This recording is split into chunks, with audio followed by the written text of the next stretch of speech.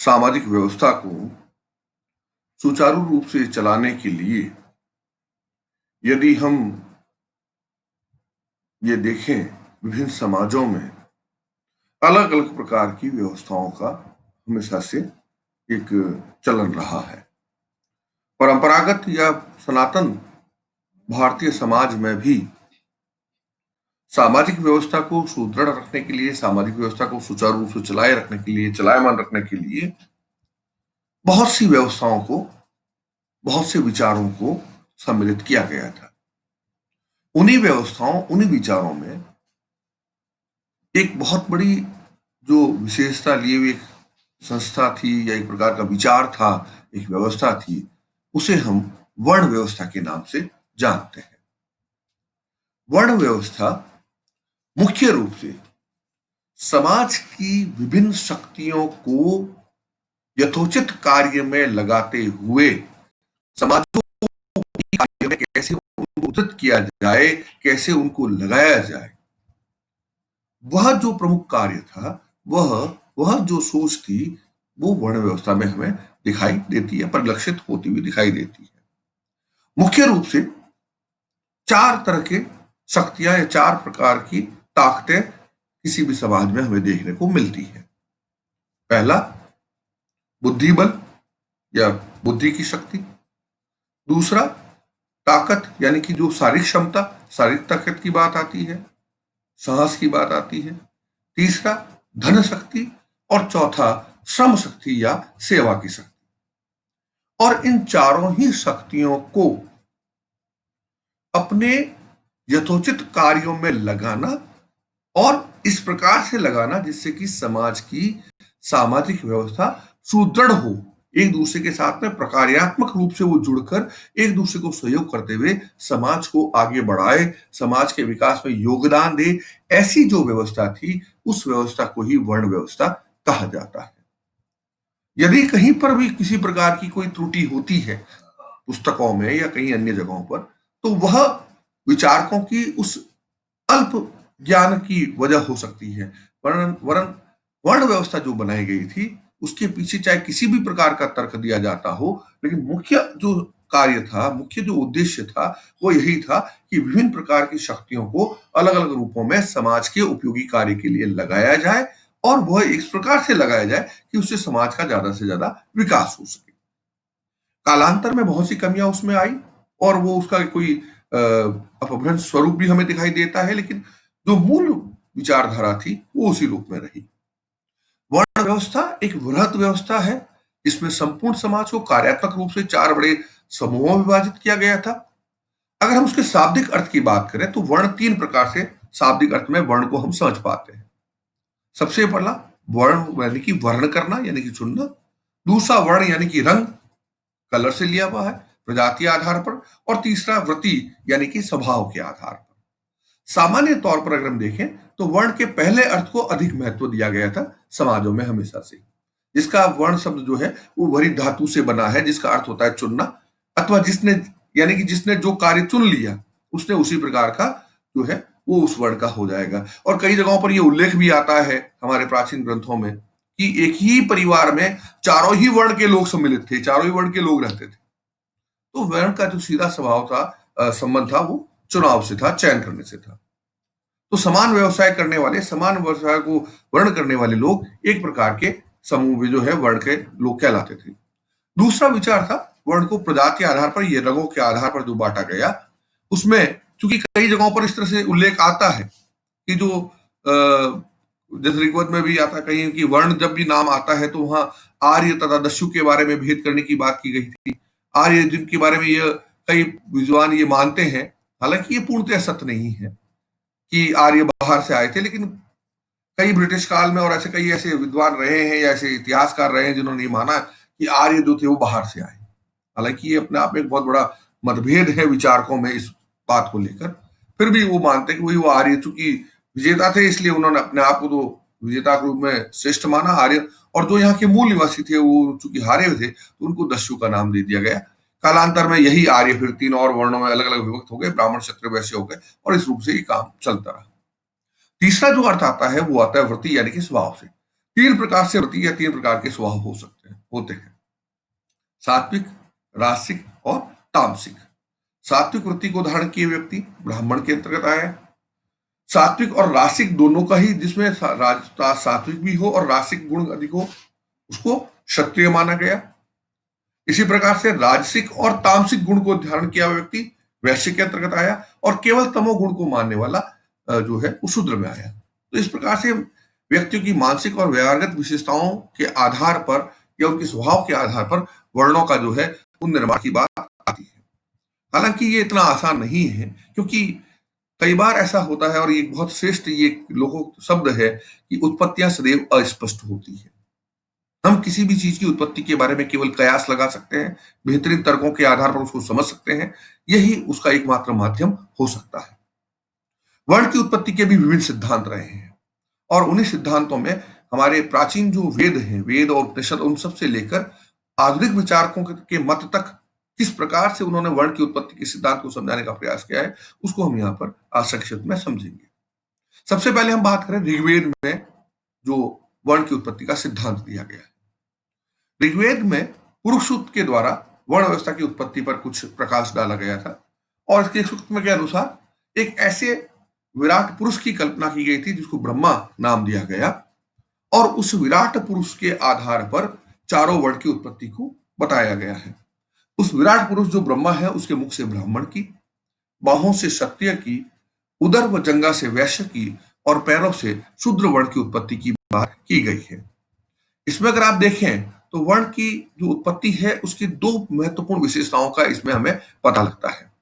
एक तो यह पता लगता है कि एक विराट पुरुष के अंग से विभिन्न वर्णों की उत्पत्ति होने की एक जो प्रतीकात्मक रूप से एक बात की गई है, तो ये स्पष्ट करती है कि विभिन्न वर्णों की स्वभावगत विशेषताएं एक दूसरे से बिल्कुल भिन्न होती थी। पहली बात तो ये। दूसरा यह कि चारों वर्ण एक ही शरीर के विभिन्न अवयवों से संबंध होने के कारण प्रकार्यात्मक रूप से या कार्यात्मक रूप से एक दूसरे से न केवल जुड़े हुए थे, बल्कि एक दूसरे के पूरक भी थे। अब चूंकि ब्राह्मणों का कार्य जो था वो अध्ययन अध्यापन से संबंधित था, अगर हम पहले की बात करें तो अध्ययन अध्यापन करना ये सब का जो है वो मुख से किया जाता, तो इस प्रकार उस वक्त श्रवण और श्रुति के माध्यम से अध्ययन किया जाता था। तो इस प्रकार से मुख से ब्राह्मणों की उत्पत्ति। भुजाओं से इसलिए दिया गया क्योंकि क्षत्रियों का कार्य होता था रक्षा करने का काम, और भुजाएं जो है, बाहें जो है, वो व्यक्ति की शक्ति का प्रतीक होती है, तो उसके लिए भुजाओं से क्षत्रियों का। वैश्यों का क्रमशः उदर और जंगा, जो कि शरीर का न केवल पूरा भरण पोषण करती है बल्कि शरीर का भार भी उठाती है, तो वो जंगा जो है वो शॉक ऑब्जर्वर्स का काम करती है, तो उस रूप में वैश्यों का उत्पत्ति वहां से बता दी गई। और पैर जो है सबकी सेवा करने का काम, पूरे शरीर को चलाने का काम करता है, तो इसलिए उसकी शूद्रों की उत्पत्ति वो पैरों से बता दी गई। तो इस रूप में अगर हम देखें तो दोनों ही बातें यहाँ पर स्पष्ट हमें देखने को मिलती है। अब अगर हम उपनिषदों की बात करें, उपनिषदों में ही उस जो वेदों में जो बात दी गई थी, उनका जो सार तत्व जो लाया गया था, धीरे धीरे कालांतर में आते थे, वो उपनिषदों के अंतर्गत आता गया। तो उत्तर वैदिक काल में यदि भी अनेक से उपनिषदों की रचना हुई, लेकिन ब्रह्मदारण्यक उपनिषद और छांदोग्य उपनिषद, इन दोनों में ही वर्णों की उत्पत्ति के बारे में कुछ ज्ञान की बात इसमें हमें देखने को मिलती है। ब्रह्मदारण्यक उपनिषद है, उसमें यह उल्लेख मिलता है कि ब्रह्मा ने केवल प्रायः ब्राह्मणों को ही जन्म दिया, लेकिन चूंकि केवल ब्राह्मण वर्ण से ही संपूर्ण समाज की रचना को नहीं चलाया जा सका, उसको कार्य नहीं चलाया जा सका, तब ब्रह्मा ने उन्हीं ब्रह्मा ने जब देखा कि केवल सब ब्राह्मणों से काम नहीं चल रहा है, तो उन्हीं ब्राह्मण फिर बाद में ब्रह्मा ने क्षत्रिय, क्रमशः वैश्य और शूद्र इनकी उत्पत्ति की। तो इस प्रकार से देखें कि केवल ब्राह्मणों से जब कार्य न हो तो फिर ब्रह्मा ने क्षत्रिय वर्ण की रचना की, इसके पश्चात भी काम नहीं हो पाया, तो फिर ब्रह्मा ने वसु, मरुत और रुद्र और अदिति के द्वारा वैश्यों को जन्म दिया, और अंत में सामाजिक जीवन को पूर्णता प्रदान करने के लिए ब्रह्मा ने शूद्र वर्ण को जो है वो जन्म दिया। तो इस बात से दो तथ्य स्पष्ट होते हैं। एक तो ये कि चारों वर्णों की उत्पत्ति एक समय में नहीं हुई है, बल्कि सामाजिक आवश्यकताओं के अनुसार ही वर्णों की संख्या में वृद्धि होती रही है। दूसरा, जो विभिन्न वर्णों की उत्पत्ति का जो आधार है, उनके द्वारा की जाने वाली कुछ विशेष प्रकार की सेवाओं से संबंधित है, यानी कि वही कार्य, गुण और कर्म जो है उसके आधार पर वर्ण की उत्पत्तियां होती रही। तो एक समय में सारी जो उपनिषद ये बताते हैं कि एक ही साथ में चारों वर्णों की उत्पत्ति नहीं हुई, अलग अलग वर्णों की अलग अलग समय में उत्पत्ति हुई है। दूसरा, उनके कार्यों के आधार पर, उनकी सेवाओं के आधार पर उन वर्णों को जो है बनाया गया था। तो वर्ण की जो उत्पत्ति का जो सिद्धांत है, अगर हम इस प्रसार से प्रसार में पूछे कि वर्ण की उत्पत्ति का जो आधार है वो जन्म है या कर्म है, तो ये हम उस बात को भी यहाँ पर इस तरह से इस बात को समझा सकते हैं। तीसरा है वर्ण की उत्पत्ति का सिद्धांत जो महाभारत में आया। सनातन जो समाज है उसके दो महाकाव्य हुए हैं, रामायण और महाभारत। महाभारत में अनेक स्थलों पर वर्ण व्यवस्था का उल्लेख मिलता है। महाभारत का एक पर्व आता है शांति पर्व। उसमें महर्षि भृगु अपने शिष्य भारद्वाज को उपदेश देते हुए ये कहते हैं कि आरंभ में केवल ब्रह्म जो वर्ण है ब्राह्मण द्विज ही था, लेकिन बाद में यह वर्ण ही यानी कि ये जो ब्राह्मण था यही क्षत्रिय, वैश्य और शूद्र इन चारों वर्णों में विभाजित हो गया। यहां पर प्रजातीय आधार पर उसको समझाने की बात की गई है। ब्राह्मणों का रंग श्वेत यानी कि सफेद, क्षत्रियों का लोहित यानी कि लाल, वैश्यों का पीत यानी कि पीला और शूद्रों का श्याम यानी कि काला है। इस प्रकार से अगर हम देखें तो प्रजातीय आधार पर वर्ण की उत्पत्ति के सिद्धांत की बात की जाती है। सफेद यानी जो गोरे वर्ण के थे उनको ब्राह्मण माना गया। लाल वर्ण नहीं होता है, लोहित लाल कोई रंग नहीं होता मनुष्य का। लाल का मतलब उसकी लालिमा लिए जो आभा होती है वह क्षत्रिय के अंतर्गत, क्योंकि वो क्रोध का प्रतीक है। वैश्यों का पीली प्रतिभा या पीत के हिसाब से, और शूद्र जो काले वर्ण के थे उनको शूद्र माना गया। तो इस प्रकार से देखें तो ब्राह्मण वर्ण जो श्वेत रंग पवित्रता का सूचक है, क्षत्रियों का लाल रंग क्रोध और राजस का जो है गुण का प्रतीक है, वैश्यों का पीला रंग रजोगुण और तमोगुण के मिश्रण से स्पष्ट करता है, जबकि शूद्रों का जो काला रंग है वो तमोगुण या अपवित्रता का सूचक होता है। तो वही गुण और कर्म की जहां पर बात आती है, प्रजातीय विविधता के आधार पर उसको समझाने का जो प्रयास है वो यहाँ पर इसमें इस रूप में किया गया है। इसी प्रकार से अगर हम देखें तो महाभारत में ही एक और घटनाक्रम होता है जिसको हम गीता के सिद्धांत के नाम से या गीता के नाम से जानते हैं।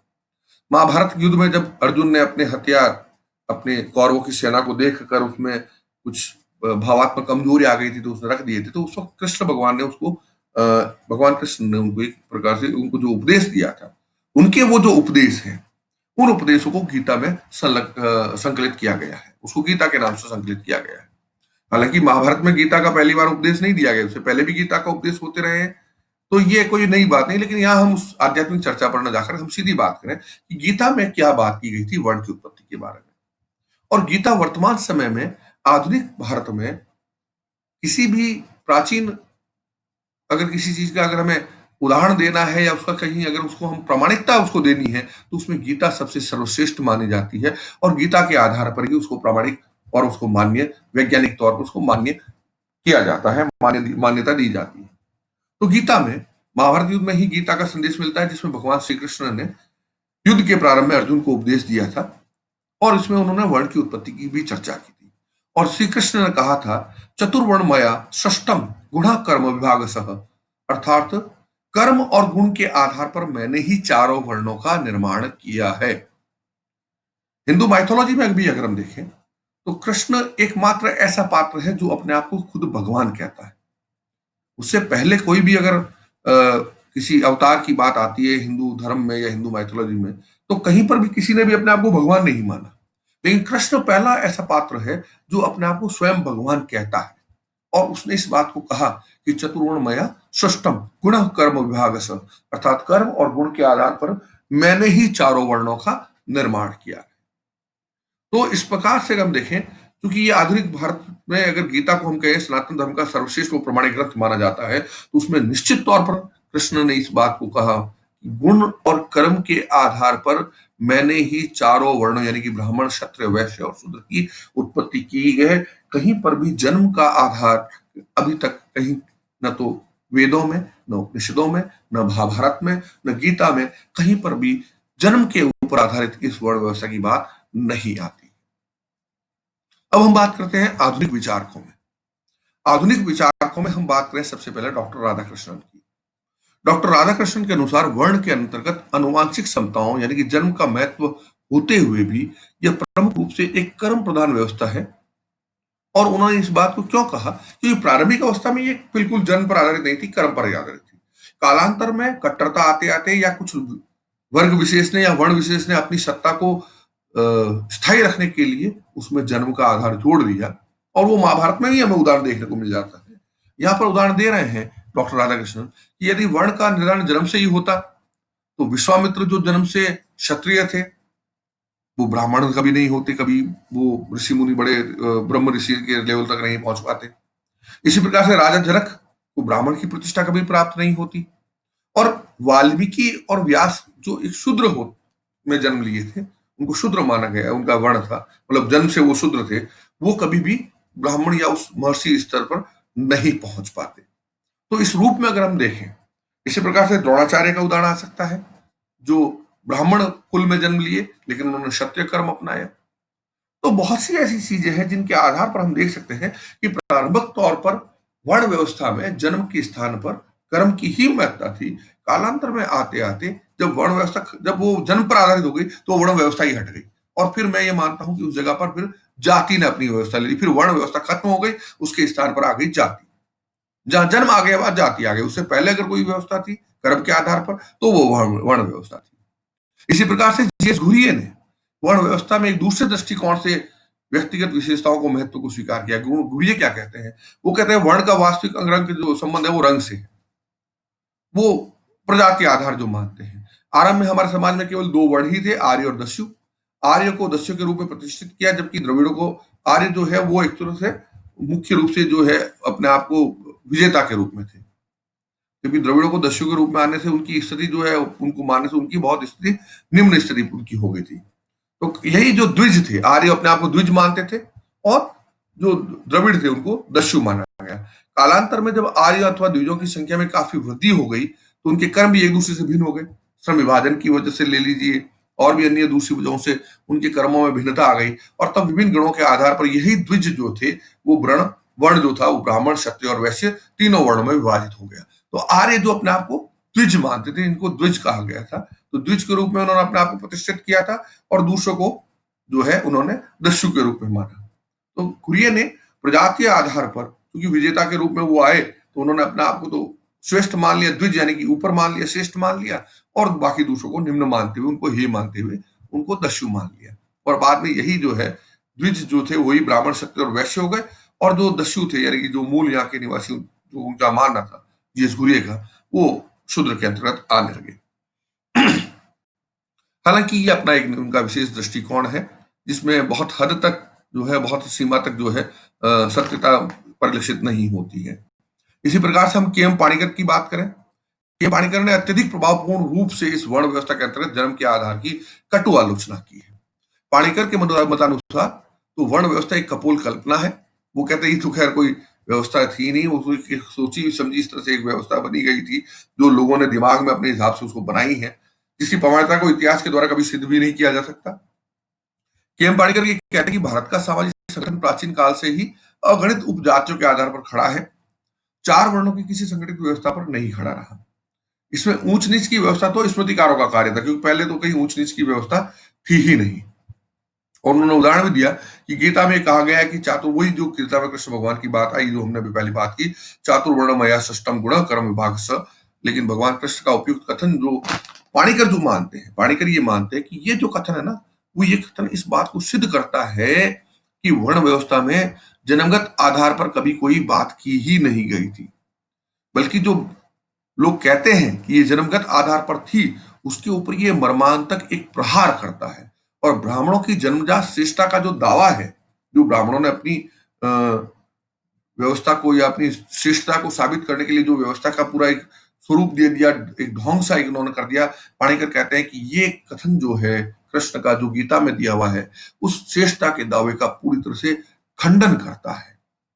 इस रूप में अगर हम निष्कर्ष के तौर पर हम देखें तो हम ये पाएंगे कि आरंभ में जो वर्ण व्यवस्था का निर्माण है, व्यक्तियों के बीच गुण और कर्म की भिन्नता से शुरू हुआ था, लेकिन कालांतर में समाज में एक अपरिवर्तन सामाजिक व्यवस्था स्थिति जो बनती है, या आनुवंशिक व्यवसाय के कारण, या और भी बहुत सी चीजें इसमें सम्मिलित थी, केवल व्यवसाय और आनुवंशिक व्यवसाय ही नहीं था, बल्कि बहुत सी चीजें इसमें सम्मिलित थी, लोगों का अपना उसमें कट्टरता आ गई थी, या बहुत सी चीजें उसमें सम्मिलित हो गई थी, तो उसकी स्वभावगत जो विशेषताएं थी वो एक दूसरे से भिन्न हो गई, और धीरे धीरे जो ये वर्ण व्यवस्था जो कि कर्म के ऊपर आधारित थी, गुण के आधार पर आधारित थी, व्यवसाय के चलने के ऊपर आधारित थी, जन्म के ऊपर आधारित होनी जो है प्रारंभ हो गई थी। तो इस रूप में अगर हम देखें तो ये जो वर्ण व्यवस्था है, इसका प्रारंभिक स्वरूप तो निश्चित तौर पर एक